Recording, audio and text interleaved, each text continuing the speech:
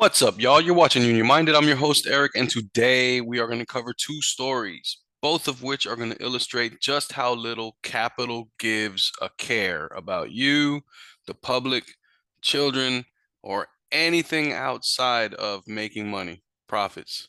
That's it. That's what capital cares about. And I'm also going to illustrate with these two stories how the government tends to aid and abet capital in these ventures. All right? Buckle in. We're going to go for a ride. By the way, you're watching Union Minded. Don't forget to hit the like button, the subscribe button, ring the notification bell, drop some comments, share the videos. All right. You know how it goes. First story comes out of The Guardian. Okay.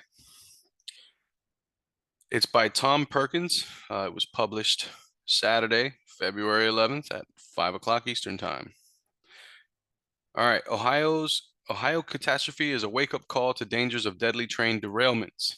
The next derailment could be cataclysmic if action is not taken after the incident near the Ohio-Pennsylvania border, says an expert. I imagine several experts probably say that. All right, here we go.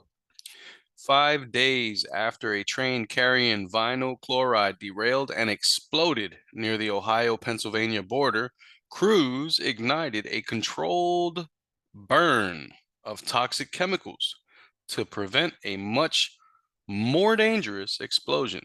My question becomes, when you burn toxic chemicals, what happens after that combustion?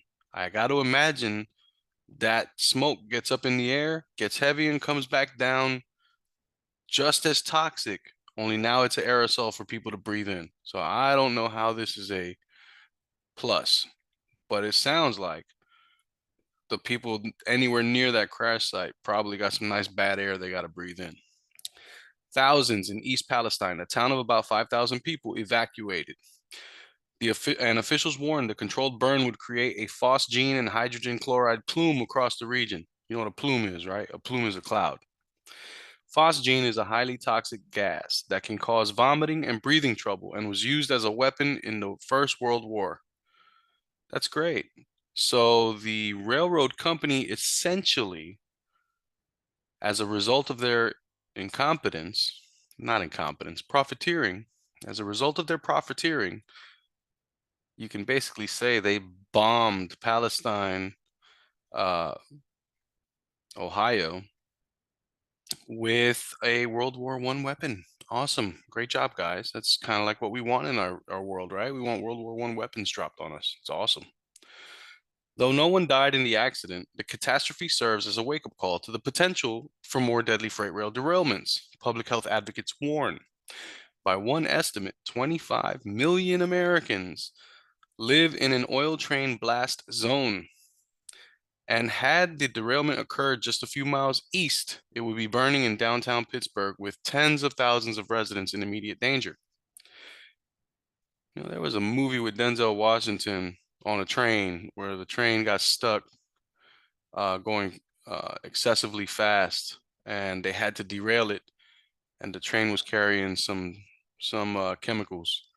And it's funny because it was a fictional movie, and it came out years ago, and here we are in 2023 with the realization uh, of that same plot twist, only it actually happened. Ineffective oversight and a largely self-monitoring industry that has cut the nation's rail workforce to the bone in recent years as it puts record profits over safety is responsible for the wreck, said Ron Kamenko, an Amtrak locomotive engineer and former Norfolk Southern freight engineer. The Palestine wreck is the tip of the iceberg and a red flag, said Kamniko, who is secretary for the Railroad Workers United, a nonprofit labor group that coordinates with the nation's rail unions. If something is not done, then it's going to get worse, and the next derailment could be cataclysmic. Exactly what we were just talking about. About 4.5 million tons of toxic chemicals are shipped by rail each year, and an average of 12,000 rail cars carrying hazardous materials pass through cities and towns each day, according to the U.S. Department of Transportation. The latest accident comes after 47 people were killed in the town of Lac-Mégantic, Quebec, in 2013 when a runaway train exploded. In February 2020, a crude oil train derailed and exploded outside Guernsey, Saskatchewan, and an ethanol train in Kentucky derailed and burst into flames a week later. The Pittsburgh region alone has seen 8 train derailments over the past 5 years, according to the public health advocacy group Rail Pollution Protection. Pittsburgh. Oh, I'm sorry. That was the last. That's the last in the acronym. It's RPPP. Rail Pollution Protection Pittsburgh. And about 1,700 annually occur nationally. The causes of the Pittsburgh accidents highlight the myriad ways in which things can go wrong. A crack in a track ignored by rail companies caused a 2018 derailment, while another train hit a dump truck at a crossing with inadequate safety equipment. A broken axle on a train car is thought to be the source of the East Palestine accident. Up to 50% of volatile Bakken crude oil refined on the East Coast currently runs through Metro Pittsburgh, RPPP estimated, and about 176,000 Pittsburghers live in the derailment blast zone. Rail traffic is projected to increase through the region as a new Shell plastic plant comes online and rail infrastructure, like tracks and bridges, are in a precarious state, said Glenn Allcrest, founder of RPPP. The railroads are playing Russian roulette with Pittsburgh, he said. We are a prime candidate for a major derailment and explosion. If you know what I don't understand, and I'll never get, I mean, it has to be intentional. If you know all of these hazards, if you know all this potential is out there, if you know there's a chance that a whole bunch of people are going to get hurt, why wouldn't you address the situation and fix it? Even in my job, man, we have safety meetings where we look for potential hazards. Here you have hazards screaming, "Here I am," and they can't figure enough to put some regulations in place to fix this? Nah, God forbid. God forbid you hinder capital in any kind of way. Can't hinder capital. Must let that keep going.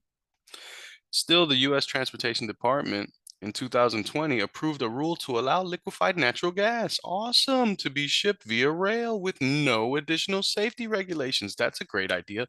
I wonder which lobbyist paid for that one. Trains can now run 100 or more tank cars filled with 30,000 gallons of the substance, largely from shale fields to saltwater ports. The decision was opposed by local leaders, unions, fire departments, and the NTSB.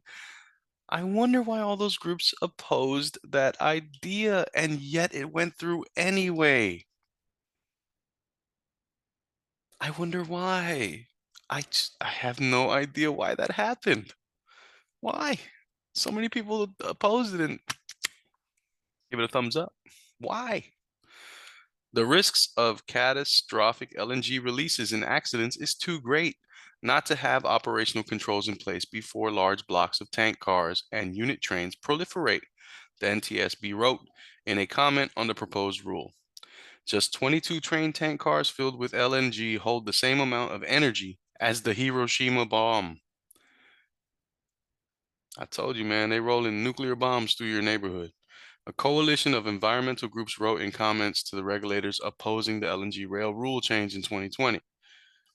That is raising fears of a catastrophe if a proposed LNG port is built in New Jersey, which could take shipments from 2 100-car trains daily that would run through nearby metro areas in Philadelphia.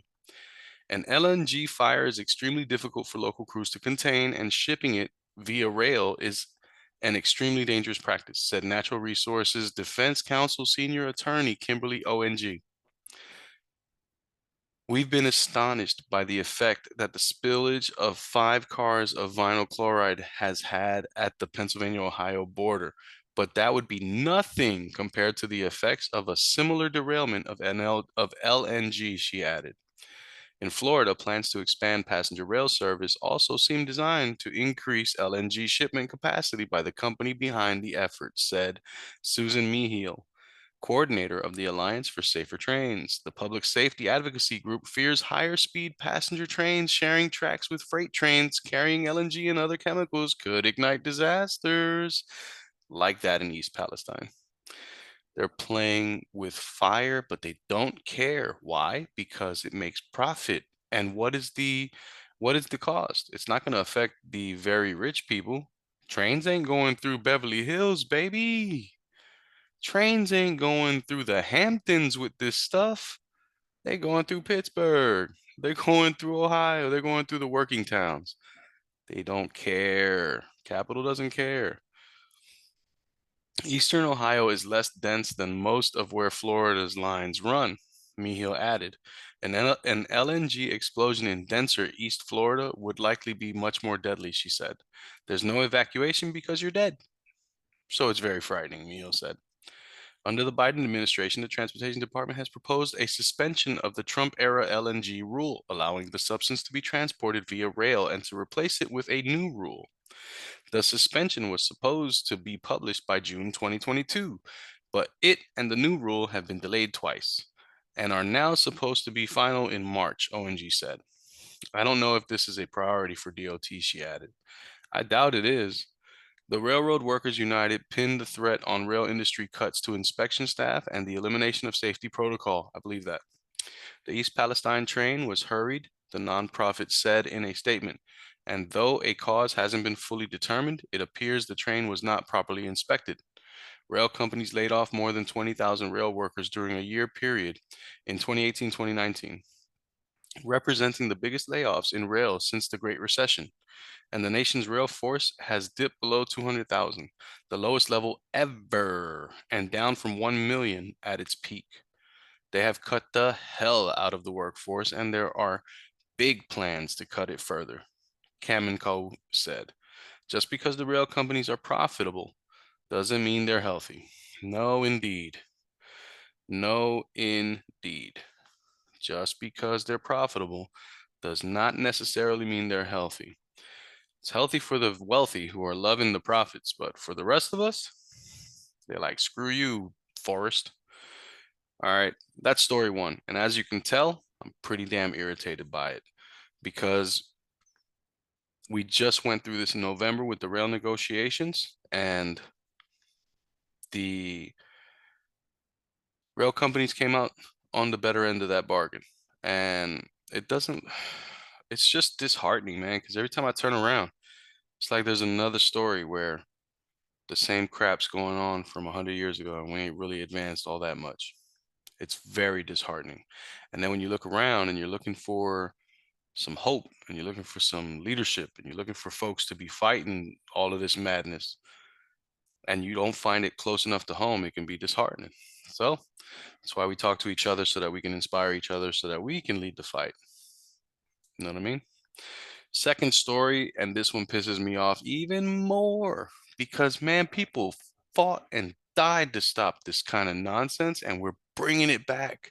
And these really indecent people that somehow win a seat in public office because they get bought and paid and donated to, and ads run in their favor, and then they get into a seat of power, and what do? They write rules that benefit companies once again. It is disgusting. Gross. Just gross. But here we go. This is the Washington Post. Bezos's paper. But here we go. It's on the economy. Ready to be pissed off because I'm pretty upset about this one. Here we go. This is by Jacob Bogage. Again, this is from today, 8 in the morning. All right. In a tight labor market, some states look to another type of worker. You guessed it, children. Because we didn't do enough fighting to stop child labor in the 1800s and the early 1900s, that now we're going to have to start that fight again because they're bringing child labor back like it's a cool thing to do. Bills advancing in the Iowa and Minnesota state legislatures would roll back child workplace protections to address worker shortages. As local economies grapple with a tightening labor market, some state legislatures are looking to relax child labor protections to help employers meet hiring needs. Who needs to protect children, man? Get that little bummer out of the house, man. Get him to work. That Bama needs to kick in the pot. We need some more dough in this house. I need my 13-year-old back. I need him in the mines. I need him digging. We need more food in this house. Can't have my 12-year-old not going to work. It's unbelievable. It's part of a persistent trend in labor economics, experts say.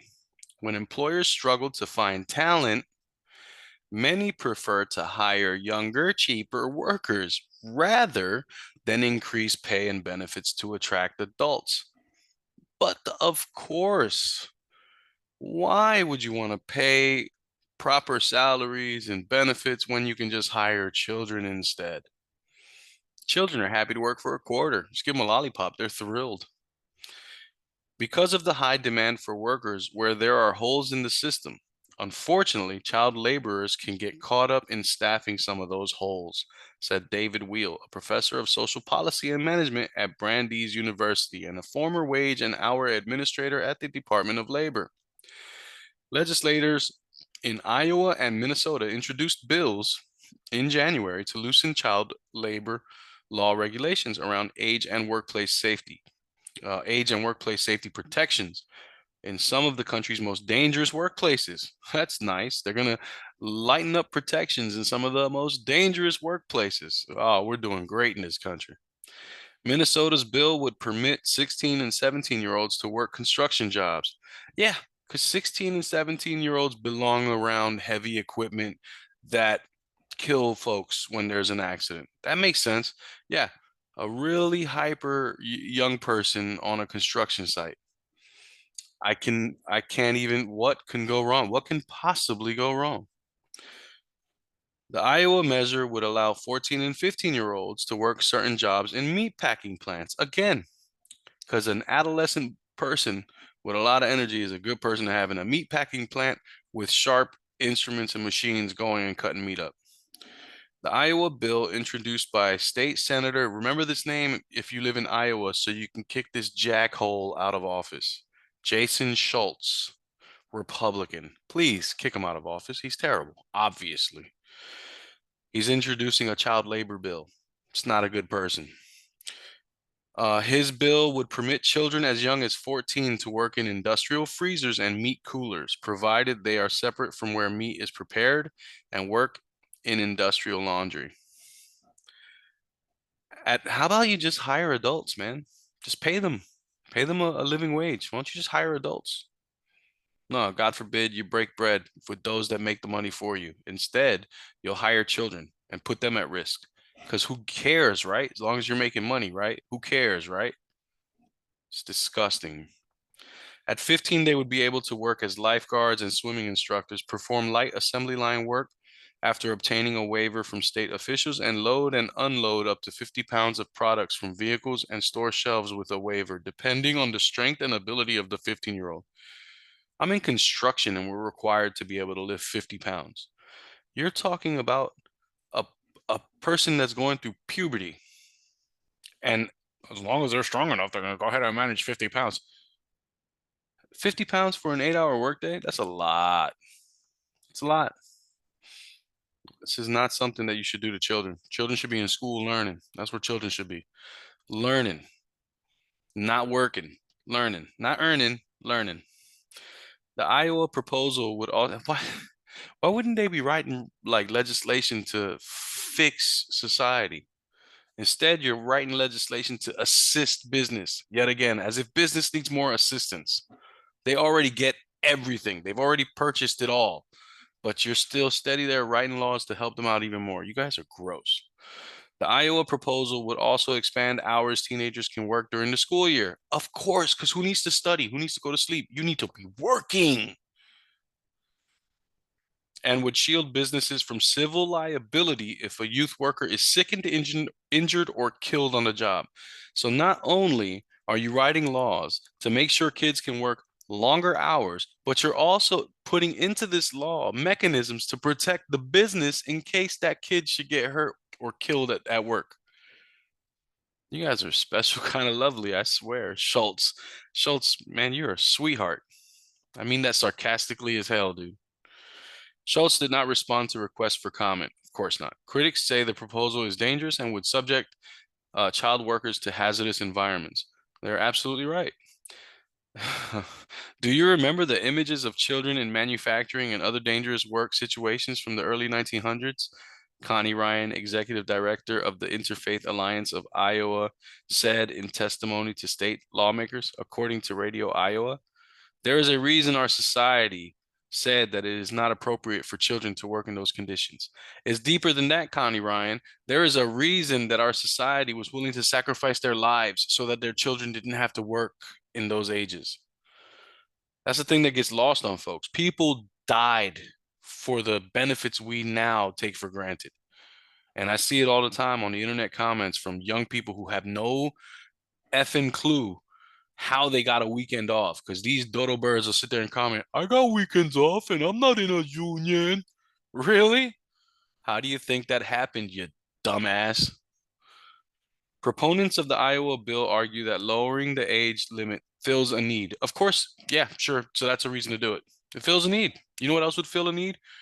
Paying more money, more salary for that position. During the same hearing at which Ryan spoke, grocery industry lobbyist Brad Epperly argued an awful low number of younger people are working. This is a good thing, Dodo. He cited federal statistics that show the job participation rate for people ages 16 to 24 was about 56% in 2021. New Jersey enacted a law last year expanding the hours teens are allowed to work when school is not in session. Wisconsin state legislature lifted restrictions on work hours during the school year, but Governor Tony Evers, he is a Democrat, vetoed the legislation. Props for Tony Evers. Thank you for caring about our kids. The Ohio State Senate passed a similar bill unanimously, but the measure died in the legislature's lower chamber. Federal regulators have scrutinized reports of child labor violations in recent months. In August, the Department of Labor sued a Hyundai supplier in Alabama after Reuters reporters reported the facility had used workers as young as 12. A Nebraska labor contractor for meat producer JBS settled with the Labor Department in December to resolve civil charges after regulators alleged the company used oppressive child labor. Law enforcement launched an investigation into the plant after an underage worker allegedly sustained chemical burns from cleaning agents used at the facility. To protect underage workers from dangerous environments and prioritize schooling, federal law limits the types of jobs children can perform and how many hours they can work each week. States can impose additional requirements and in the past have taken aim at particularly hazardous workplaces. Those state laws, though, are periodically rolled back for a variety of reasons. Some state economies depend on industries such as agriculture that rely on immigrant or migrant workers and their families, said Reed Mackey, director of the advocacy at the Child Labor Coalition. During hard economic times, some parents need their children to get a job or work more hours to help make ends meet, he added. It's not an excuse. And during periods of full employment, the U.S. unemployment rate of 3.4% is the lowest in decades. Employers want a larger workforce to ease their hiring strains. I can give two F's what an employer wants, because the fact of the matter is the employer needs the worker in order for the employer's bosses to make their salaries. That's the thing that we don't realize. All profits are generated by the work of the workers, not the owners, not the bosses, the workers. It's on us to demand more and demand better and to demand safer conditions. It's on us to not allow children to be working in our workplaces. Children show up on your work site and they say this is the new hire, step off the work site. All of y'all should just leave. You shouldn't be there. If there's a child working there, it's not okay. Bounce. It's a show of force. You don't have a union, doesn't matter. Leave. Make them hire more. It's just so foul, dude. I mean, the moment we start standing together is the moment they'll start to wake up and go, holy crap. You know, the public is starting to, the commoners are starting to wake up to our BS schemes. Experts say that Experts say that can come at a high cost to children who take these jobs and hurt the labor market's long-term prospects. Some jobs that children perform, babysitting, waiting restaurant tables, scooping ice cream, can be good for them, said University at Albany professor Sean Bushway.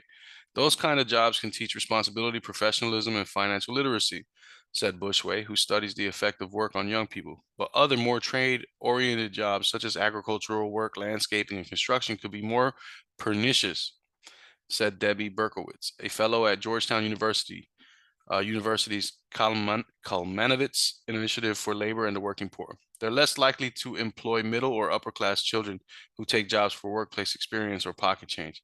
Notice what she just said there. They're less likely to employ middle or upper class children. You want to know why? Here's the secret. Middle and upper class children's parents probably got the finances to be able to fight back if they screw up. So they're not trying to have those kids at their job site. They want poor kids at their job site because they know the poor kids can't fight back. It's the same reason that poor kids get mistreated by the police and poor people get mistreated by the public services in general. In public schools, poor kids tend to have the worst treatment in public school. It's because society understands that the poor can't fight back really unless they punch you in the throat. And when they do that, you call the cops and call it assault. It's unfortunate, man. Instead, Berkowitz and other child labor critics say children in lower income families are more likely to be hired for those roles. Of course, I just explained that. A lot of the child labor jobs are menial jobs, and those skills aren't transferable, Berkowitz said. Bushway and other researchers have found that the less restrictive state regulations are with youth employment, the more children will work and the more hours they'll work. But limiting the number of hours children can work can help their education, Berkowitz said. They don't have to go to college, but they can learn a skill and get into an apprentice program and pull everybody up, she said. And if they can still work on the weekends and after school for certain hours, but they should be focused on school. I don't know which direction this country is headed in. I really don't. I'm just a union electrician that doesn't feel um, that we have great leaders leading the way. And so I have to do what I can, when I can, where I can, to try to make my little mark and help in any way that I can. And so this is what I do. I make little videos, I read the news, I analyze it, and I bring you perspective from what a working person like myself might see. And I hope it resonates because it's going to have to be bottom up. We can't look to the top for leaders. They're not there. They're just in those positions, but they're not leaders. They haven't been leaders for a very long time. They just sit in seats of power and waste the power. It's on us, the bottom. We're going to have to be the ones that push, drag, and pull the working folks in a direction together collectively where we can even the playing field and make life better for workers everywhere. Unfortunately, that's the reality. So if you're watching this video, it's on you. Share the video, talk to your friends, talk to your neighbors, talk to your people. Let them know the reality of what we face in this country, which is corporate rule, which we are under the experience of. That's why global warming is going crazy, and we're not doing anything to combat it, anything meaningful. So you got a couple brain cells to rub together, and you look around a little bit, you'll see what I'm talking about. It's a game, and we're all getting screwed in it, and we're viewed as expendable. I don't know about you, but I'm not expendable, and neither are my children, and neither is my wife, and neither are my neighbors. And I, for one, am fighting back. Screw that. We're going to elect the right people in office. We're going to push them to do better things. We're going to run for office. We're going to fight back. Capital doesn't get to win. Anyway, my name is Eric. You're watching Union Minded. Please keep in mind the fight is not left and right. It never has been. They've been running this game for centuries. The fight's not left and right. It's up and down. And if you work for a living, you're on the bottom. Your enemy is above you. Look up. Don't look left and right. And remember that it's going to take solidarity to win always. Each one teach one. Get out there and reach one. And don't forget, there can be no union without you and I front and center. All right? Peace.